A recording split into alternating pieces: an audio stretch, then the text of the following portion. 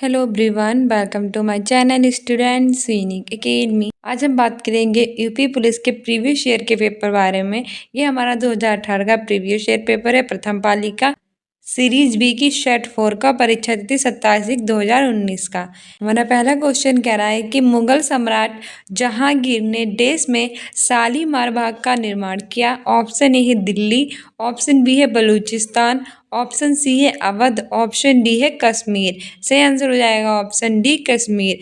मुगल सम्राट जहांगीर ने कश्मीर में शालीमार बाग का निर्माण किया। ठीक है, और कश्मीर जो है वो भारत का एक केंद्र शासित प्रदेश है, पहले एक राज्य था। दिल्ली भारत का केंद्र शासित प्रदेश है। अगला क्वेश्चन कह रहा है दूसरे नंबर का, पहले इसकी व्याख्या देख लीजिए कि मुगल सम्राट जहांगीर ने कश्मीर के श्रीनगर में शालीमार बाग का निर्माण अपनी पत्नी मेहरुन्निसा, जिसे हम नूर जहां के नाम से जानते हैं, उनके लिए किया था। तो जहांगीर की जो पत्नी थी मेहरुन्निसा, जिन्हें हम नूर जहां के नाम से जानते हैं, उनके लिए कश्मीर के श्रीनगर में शालीमार बाग का निर्माण जहांगीर ने किया था। ठीक है, लाहौर के शालीमार बाग को मुगल सम्राट 1641 में बनवाया था। और कब बनवाया था? 1641 में। इसे लाहौर किले के साथ वर्ष 1981 में विश्व धरोहर सूची में शामिल किया गया। और दिल्ली का शालीमार बाग एक आवासीय क्षेत्र है, ये भी याद रखना।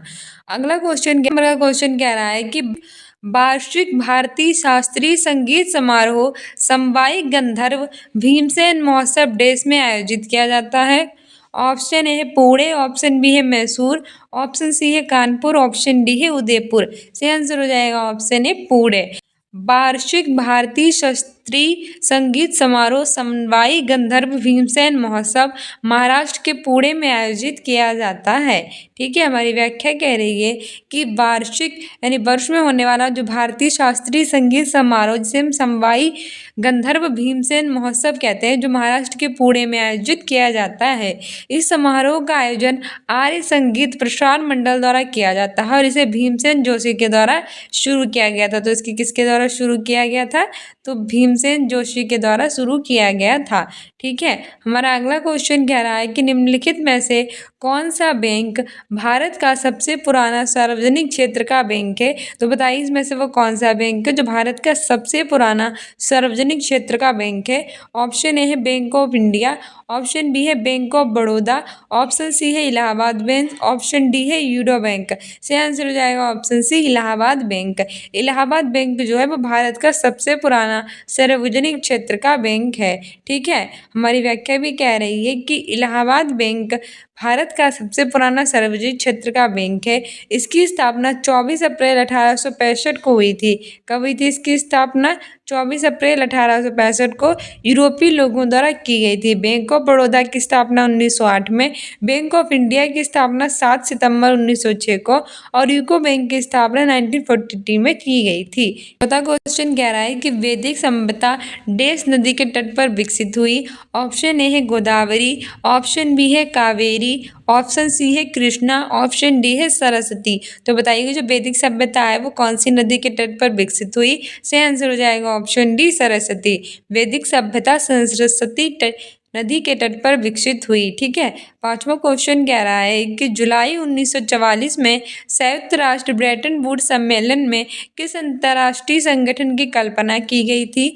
ऑप्शन ए है विश्व व्यापार संगठन, ऑप्शन बी है संयुक्त राष्ट्र बाल कोष यूनिसेफ, ऑप्शन सी है विश्व बैंक, ऑप्शन डी है अंतर्राष्ट्रीय मुद्रा कोष। आंसर हो जाएगा ऑप्शन डी अंतर्राष्ट्रीय मुद्रा कोष यानी इंटरनेशनल मॉनेटरी फंड। ठीक है, सन 1944 में जुलाई में संयुक्त राष्ट्र ब्रेटन वुड्स सम्मेलन में अंतर्राष्ट्रीय मुद्रा कोष की गई थी। ठीक है, बात करें अगर हम इसकी व्याख्या की तो जुलाई 1944 में संयुक्त राष्ट्र ब्रेटन वुड्स सम्मेलन में अंतर्राष्ट्रीय मुद्रा कोष इंटरनेशनल मॉनेटरी फंड की कल्पना की गई थी। इस सम्मेलन में 44 देशों के प्रतिनिधियों ने भाग लिया था। इसमें कितने देशों के? 44 देशों के जो प्रतिनिधि थे उन्होंने भाग लिया था। IMF की स्थापना ब्रेटन वुड्स एग्रीमेंट के तहत की गई थी। विश्व व्यापार संगठन की स्थापना 1995 में यानी वर्ल्ड ट्रेड ऑर्गेनाइजेशन की स्थापना 1995 में की गई थी। ठीक है, संयुक्त राष्ट्र बालकों सैनिक यूनिसेफ की स्थापना दिसंबर 1946 में की गई थी और इसका मुख्यालय कहाँ है? न्यूयॉर्क में। ठीक है। और वर्ल्ड बैंक, IBRD और IDA को सम्मिलित रूप से कहा जाता है। ब्रेटन वुड्स सम्मेलन में केवल IBRD तथा IMF का गठन हुआ था, ये भी याद रखना। अगला क्वेश्चन कह रहा है 6 नंबर का कि भारत की पहली इंजन रहित speed train train 18 integral coach factory द्वारा विकसित की गई। ऑप्शन ए है चितरंजन, ऑप्शन बी है पटियाला, ऑप्शन सी है चेन्नई, ऑप्शन डी है कपूरथला। सही आंसर हो जाएगा ऑप्शन सी चेन्नई। ठीक है। भारत की पहली जो इंजन रहित speed train train 18 integral coach factory है वो चेन्नई के द्वारा विकसित की गई थी। इस ट्रेन को मेक इन इंडिया के तहत बनाया गया था और उल्लेखनीय है कि इस ट्रेन का नाम बदलकर वंदे भारत एक्सप्रेस कर दिया गया। क्या कर दिया गया है? वंदे भारत एक्सप्रेस। ठीक है। अगला क्वेश्चन कह रहा है कि नवंबर 2018 में भारत ने कौन से देश के साथ $500 मिलियन के सौदे पर हस्ताक्षर किए हैं जिसमें स्थानीय स्तर पर 2 गोपनीय युद्ध पोतों का निर्माण किया जाएगा। ऑप्शन ए है संयुक्त राज्य अमेरिका, ऑप्शन बी है रूस, ऑप्शन सी है इजराइल, ऑप्शन डी है जापान। सही आंसर हो जाएगा हमारा ऑप्शन बी रूस। ठीक है। ये हमारी प्रीवियस ईयर का पेपर है तो उसी टाइम में करंट अफेयर पूछी गई है। अब रिसेंटली नई करंट अफेयर आएगी इस बार पेपर में, तो हम सुबह 10 बजे कराते हैं, तो हमारी सारी प्लेलिस्ट देख डालिए और रोज करंट अफेयर देखा कीजिए। ठीक है। हमारा 8वां क्वेश्चन कह रहा है कि सरदार वल्लभ भाई पटेल राष्ट्रीय पुलिस अकादमी के देश के पास स्थित है। ऑप्शन ए है हैदराबाद, ऑप्शन बी है पुणे, ऑप्शन सी है भोपाल, ऑप्शन डी है चंडीगढ़। सही आंसर हो जाएगा ऑप्शन ए हैदराबाद। ठीक है।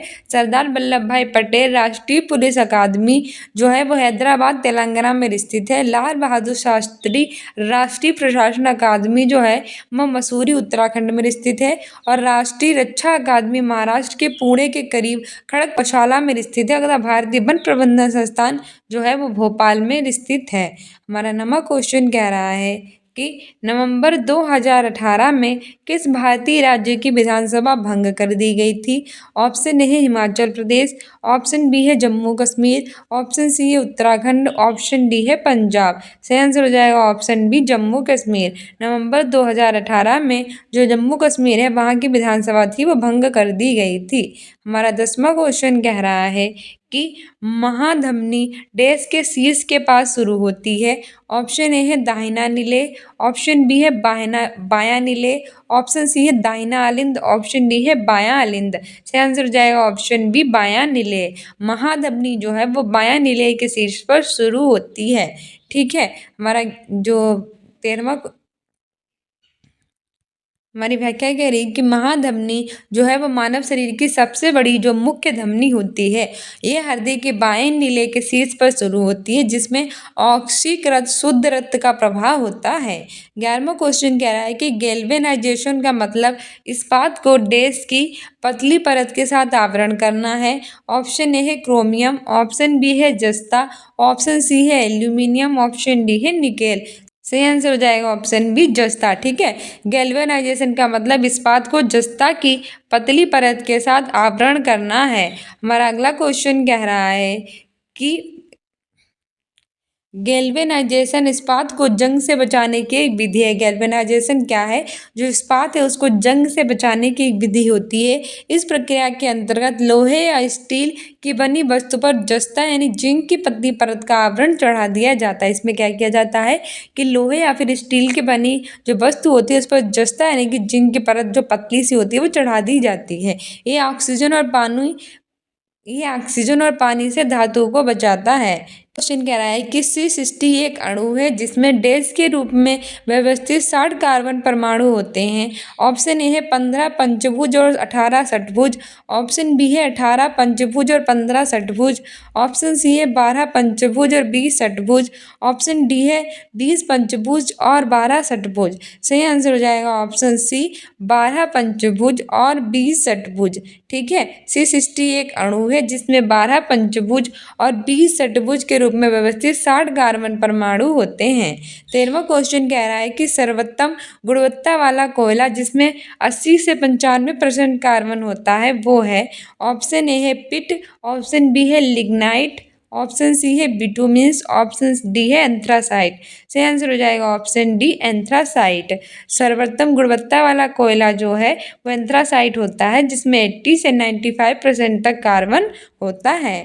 ठीक है, हमारा व्याख्या कह रही है कि एंथ्रासाइट सर्वोत्तम यानी सबसे ज़्यादा गुणवत्ता वाला कोयला होता है और इसमें 80% से 95% तक कार्बन होता है। पिट कोयले में कितना होता है? 25 से 30%। लिग्नाइट कोयले में होता है 50 से 60% और बिटुमन्स में होता है 65 से 85%। ठीक है, और सबसे ज़्यादा भारत में बिटुमिन्स ही पाया जाता है। अगला क्वेश्चन कह रहा है कि डैश को छोड़कर निम्नलिखित सभी संघनन बहुलक हैं। ऑप्शन ए है पॉलीएस्टर, ऑप्शन बी है पॉलीप्रोपोलीन, ऑप्शन सी है पॉलीएमाइड और ऑप्शन डी है पॉलीकार्बोनेट। सही आंसर हो जाएगा ऑप्शन बी पॉलीप्रोपोलीन। पॉलीप्रोपोलीन को छोड़कर सभी संघनन जो होते हैं वो क्या होते हैं? बहुलक होते हैं। ठीक है, अगला क्वेश्चन कह रहा है कि भारतीय प्रौद्योगिकी संस्थान कानपुर ने देश में एक कार्यालय बनाया है जहां पूर्व छात्र संजीव खोसला को संस्थान का विदेशी ब्रांड दूध नीति किया गया है। ऑप्शन ए है दुबई, ऑप्शन बी है लंदन, ऑप्शन सी है सिंगापुर, ऑप्शन डी है न्यूयॉर्क। से आंसर हो जाएगा ऑप्शन डी न्यूयॉर्क। ठीक है, अगला क्वेश्चन कह रहा है कि उत्तर प्रदेश पुलिस भर्ती और प्रोन्नति बोर्ड द्वारा कांस्टेबल सिविल पुलिस की नियुक्ति में शारीरिक क्षमता परीक्षा में पुरुष अभ्यर्थियों को डैश दौड़ने की जरूरत होती है। ऑप्शन ए है 25 मिनटों में 4.8 किलोमीटर, ऑप्शन बी है 25 मिनटों में 3.8 किलोमीटर, ऑप्शन सी है 35 मिनटों में 4.8 किलोमीटर, ऑप्शन डी है 35 मिनटों में 3.8 किलोमीटर। सही आंसर हो जाएगा ऑप्शन ए 25 मिनटों में 4.8 किलोमीटर। ठीक है, हमारी व्याख्या भी कह रही है कि उत्तर प्रदेश पुलिस भर्ती एवं प्रोन्नति बोर्ड द्वारा कांस्टेबल सिविल पुलिस की नियुक्ति में शारीरिक क्षमता परीक्षा में पुरुष अभ्यर्थियों को 25 मिनटों में 4.8 किलोमीटर तथा महिला अभ्यर्थियों को 14 मिनटों में 2.4 किलोमीटर दौड़ने की जरूरत होती है। ठीक है, अगला क्वेश्चन कह रहा है, ये पुरानी करंट अफेयर है क्योंकि पुराने हमारा प्रीवियस ईयर का है। ठीक है, इस बार नया आएगा। तो हमारा कह रहा है कि 22 जुलाई 2014 को उत्तर प्रदेश के राज्यपाल के रूप में किसने शपथ ग्रहण की थी? Option A Surya Pratap Shahi, option B है ब्रजेश पाठक, ऑप्शन सी है राम नाईक, ऑप्शन डी है आशुतोष टंडन। सही आंसर हो जाएगा ऑप्शन सी राम नाईक। 2014 में उत्तर प्रदेश के राज्यपाल के रूप में राम नाईक ने शपथ ग्रहण की। लेकिन वर्तमान में नई करंट अफेयर आएगी और हमारे उत्तर प्रदेश राज्य की नई राज्यपाल बन चुकी हैं आनंदीबेन पटेल। ठीक है, उत्तर प्रदेश में अब टोटल 75 जिले हैं और यहाँ की चीफ मिनिस्टर योगी आदित्यनाथ और नई गवर्नर बनी है आनंदीबेन पटेल, ये भी याद रखना। ठीक है, प्रीवियस ईयर का है तो पुरानी करंट अफेयर है। सो डियर स्टूडेंट्स, ये थी हमारी यूपी पुलिस का प्रीवियस ईयर का पेपर। ठीक है, इसके अतिरिक्त आप सीटेट की तैयारी कर रहे हैं तो हमारी प्ले लिस्ट देख डालिए, हमने प्रीवियस ईयर के सारे उसके वीडियोज़ बना दिए हैं। बिहार शिक्षक भर्ती के भी बना दिए हैं और हमारे डेली करंट अफेयर्स भी कराते हैं। स्टूडेंट्स इंडिया को इंस्टाग्राम पर फॉलो कर लीजिए। यूपी पुलिस के बाकी प्रीवियस ईयर के ऊपर हम अगले वीडियो में लेकर आएंगे। सो मिलते हैं नेक्स्ट वीडियो में। Thank you, bye, keep loving, keep watching and keep sharing.